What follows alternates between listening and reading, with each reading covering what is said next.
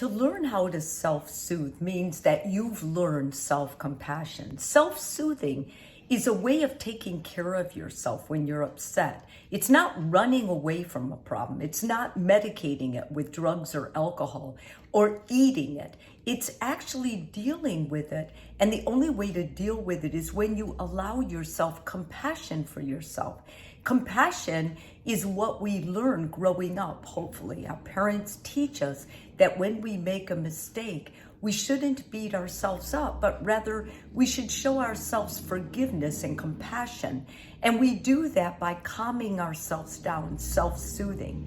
When you were a child, your parents taught you how to self-soothe because they soothed you. But you should not expect your partner to self-soothe you. That isn't their job. Maybe your parents or grandparents grew up in a time, I'm thinking of the 1940s and 50s, when women kind of self-soothed their husbands. There was a lot of stuff women didn't tell their husbands because we weren't supposed to rile them or make them feel agitated or frustrating. After all, they were working, and that meant that we had to calm down. We had to calm them down. This is ridiculous. It sounds ridiculous now. At that time, that may have worked. But now we realize it is not a woman's job to calm a man down. And it's not a man's job to calm his partner down. It's your job. It's your independent job. I have 5 ways that I think are very important to self-soothing. I teach my couples this. I teach my individual clients this, and I think this program should go into the schools. I think if parents are no longer teaching children how to calm down, how to self-soothe with compassion for themselves, then perhaps it's time we start making it more of a real thing in therapy. What I also want you to understand is that when you're an adult, part of your job is monitoring or realizing when your triggers are pushed in an argument, in a conflict. And when we tell couples, okay, you gotta fight fair, there's no way you can fight fair if you, first of all, don't know how to give yourself compassion and calm yourself down. So here we go. These are the 5 that I really want you to practice, so the next time I'm talking to you about how to have safe conflicts with other people, you'll at least know how to monitor and manage yourself.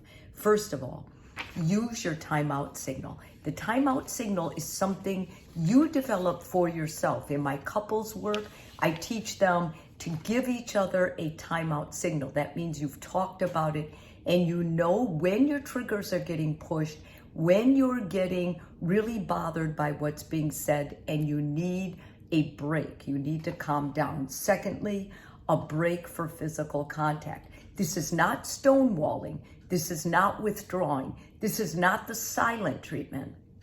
This is simply giving the signal and then telling your partner, I need 20 to 30 minutes to kind of get myself back to norm, to kind of get it back, to kind of calm down, self-soothe myself. Your partner should not react negatively if it's said that way and the two of you have discussed it.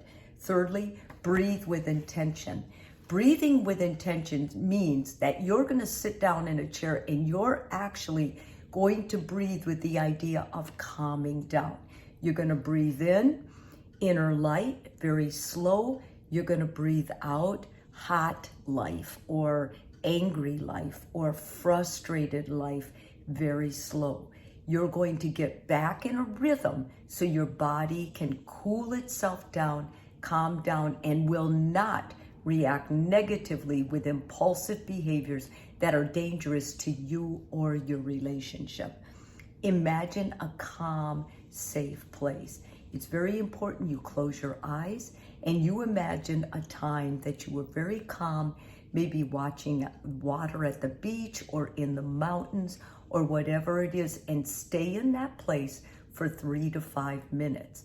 This is another tactic we know that actually calms the body down. It lowers heart rate, lowers blood pressure, helps you breathe slowly, and gets you in a different shift, a perspective where you can start dealing with what's at hand without exploding or feeling like you're losing control. And lastly, use those muscles. Tense and then relax the muscles. You squeeze hard and then you relax. And you can start with your hands. You can start with your toes. You can squench them, hold them 1, 2, 3, and then release. I often tell myself, release what's going on. And I'll say that when I'm driving, when I'm in bad traffic, when I'm at a meeting where there's lots of contention, whatever it is, I'll just say, stop, let it go. Stop, relax, let it go. And it is amazing the flood of release that comes over me. I never want to hear from my couples, and we rehearse this, that you get me upset or it's your fault I reacted the way I did. Oh no, it's your fault you reacted the way you did. There may have been triggers, but nobody made or caused your reaction. That was all on you. So next time, act like a mature adult, accept responsibility for what you're feeling, be aware, give your time out, ask for a break of 20 to 30 minutes, be gentle and kind to yourself with the other 3 suggestions in this video.